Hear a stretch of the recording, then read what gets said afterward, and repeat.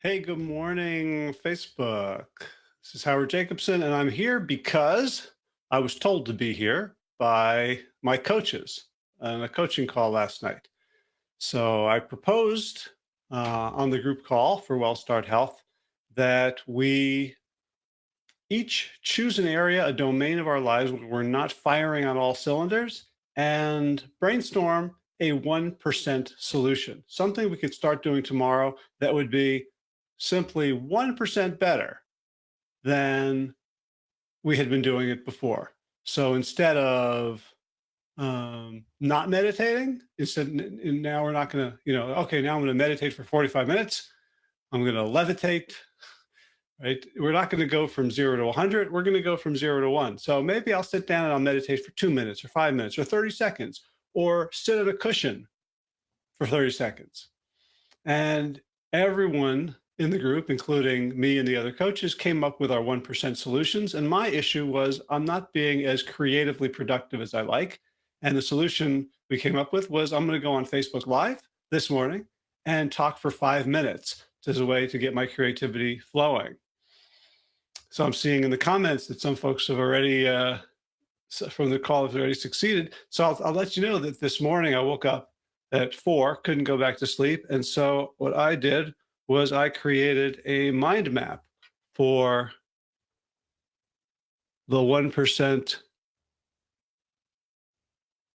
So this actually looks like it's going to be about an hour long talk, but I'm only going to do 1%. So here's why this is so effective. Remember when my kids were little, we'd be on road trips.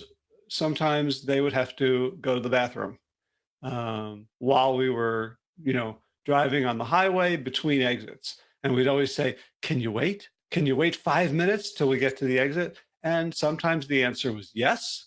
And sometimes the answer was no.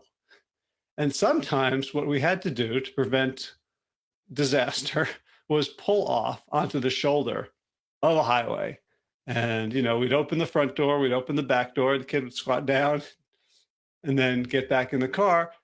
Sometimes that was fine, but sometimes the traffic was so heavy and the flow was so fast that it was really hard to get back onto the highway. We have to wait 10, 15 minutes. We have to sort of work our way up to speed at the shoulder, and hopefully there was enough space to be able to get back on. And that's what it's like when wheel of a habit that we want to be working on. So the habit that we want, the way we want to live is like being on the highway going 65 with all the other cars, full bore.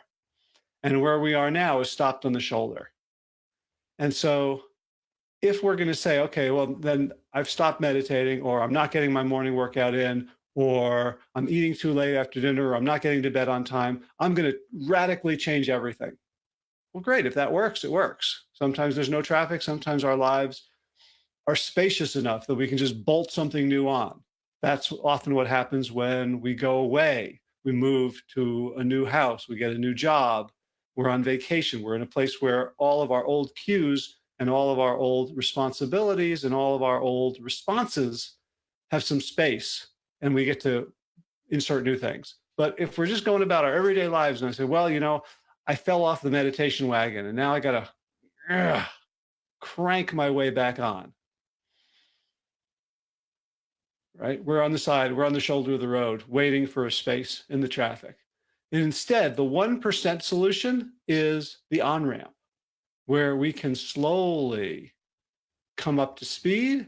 And then hopefully, a well designed on ramp has a good merge lane, and we can do it safely and with confidence. And this is the best way to fight against the perfectionism that stops us from doing anything. Right? Because why wouldn't we do that? Why wouldn't we take the on ramp instead of going from a dead stop on a highway? It's because we think that if I sit down and meditate for 2 minutes, it's not good enough. If I go to bed at 11:30 instead of 11:45, that's not going to really make a difference, right? And of course, there are things that we do that don't make a difference, right? So if you make a 1% shift in something, If you improve your diet by 1%, all the doctors tell us, well, moderation kills. Like, don't compromise, go 100%. But they're talking about where we want to end up, not how we're going to get there. If you're doing running a race, yeah, you want to run at your optimal speed, but you want to start at the start line. You want to start at 0 miles per hour. So even though we're not going to get the results we want from that 1%, we're not going to get those results if we never go to 1%. We have to start at 1% to get to 100%, regardless of how fast we go. So the other thing is that the 1% can actually be very, very powerful. So that 1% change we make can actually have huge impact. And here's why. You've heard of maybe the 80-20 rule or the 80-20 principle or the Pareto principle. And the 80-20 principle says that basically 80% of our results come from 20% of our actions. So if you have a business, probably 80% of your revenue comes from 20% of your product line or services. 80% of the clothes you wear, or 20%, 20%, you wear 20% of your clothes 80% of the time. And then, it doesn't have to be exactly 80-20, but the idea is that there's a vital few, that there's few inputs that lead to large outputs. I want to reverse that and call it the 20-80, so that we're talking about 20% of our inputs leading to 80% of the results we get. So if we choose a 1% improvement that's part of that 20, we get an outsized gain. So let's say that the thing I want to do, the 1%, is go for a 3-minute walk in the morning, right? To take an example from last night.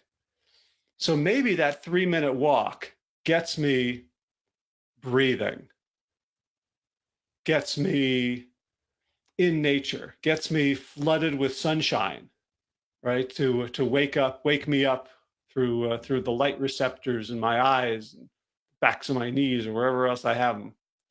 And let's say that walk reinforces for the whole day my identity as a person attuned to fitness. Let's say it puts me in a good mood. I see a puppy walking with a person, and I bend down and pet the puppy. That 1%, even by itself, even if it never grows to a 20-minute walk or a 45-minute jog, that can have an outsized impact on the day.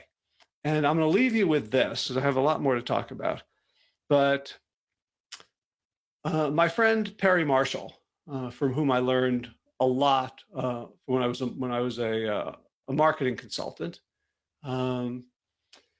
he points out that this 20%, the 80-20 or 20-80, means that the 20% is 64 times more powerful than the 80%. So if you pick the right 1% thing to do, it's 64 times more powerful than if you pick the wrong one, right? Because if you think about it, the 20 gives you 80% of your results, and the 80, the remainder of the things you do, give you 20% of your results. And when you do the math, that the 20% that matters is 64 times more powerful than the 80% that doesn't. And here's what he points out, that 80-20 or 20-80 in our case is fractal, which means that within that 20%, the 20% that matters, there's an 80-20 in there. So 20% of that 20% is 0.8%. And so instead of 20-80, it's now 0.852, which means if you make an even less than 1% improvement in one of those really key areas, it translates to a 52% improvement in overall results, in total outcome, which is really, really powerful. So the 1% is nothing to sniff at if you choose the right 1%. And now you're going to say, uh-oh, now that's a lot of pressure. How do I know which is the right 1%? And luckily, and I'll leave you with this, the answer is it doesn't matter. And here's why. Because if you make any 1% improvement, you will gain self-efficacy. You will see, oh, I can do this. This was so easy. I can do a 2-minute walk. I can do wall push-ups in my office. I can do my 1 minute of journaling. I can go to bed 5 minutes earlier. I can add 1 vegetable to my dinner. And even if that's not part of that 0.8% that's really hyper crucial, you're gaining practice, you're gaining self-efficacy, you're gaining belief in the power of 1% to be part of your life. You're understanding, oh, here's how I do on-ramps. And you get to practice pragmatism. Suppose your 1% is, well, I'm gonna add more meat to my diet because I think that'll help. Then you get to see, does it help or doesn't it help? Is it moving me in the right direction or is it not? And once you've done any 1%, then you can do the next one because by definition, it's 1%. It's not hard to maintain. It's not hard to maintain 1 minute of journaling every morning. 10 minutes, 20 minutes, that can get squeezed out. That can be a challenge. That's where we have to build our fight through muscles. But the 1%, it can live there. And now we can do another 1%. And there's not that many domains in our lives. So, after 3 weeks, you will have found one of those 20% of the 20%. You will have found the 0.8%, the less than 1% improvement that leads to maybe a 50% improvement in overall. And when you keep doing those and focusing on those, they compound like crazy. All right, so I'm gonna end it here. I'll take a quick look at any questions in the comments. And if I don't see any in the next 15 seconds, I will say sayonara until next time.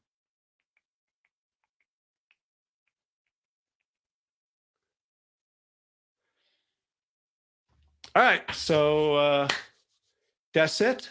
Here's my invitation to you.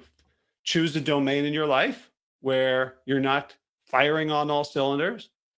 Think about what the ideal would look like and break that down into the very, very smallest little thing you could do to move you in that direction. And that's your 1%.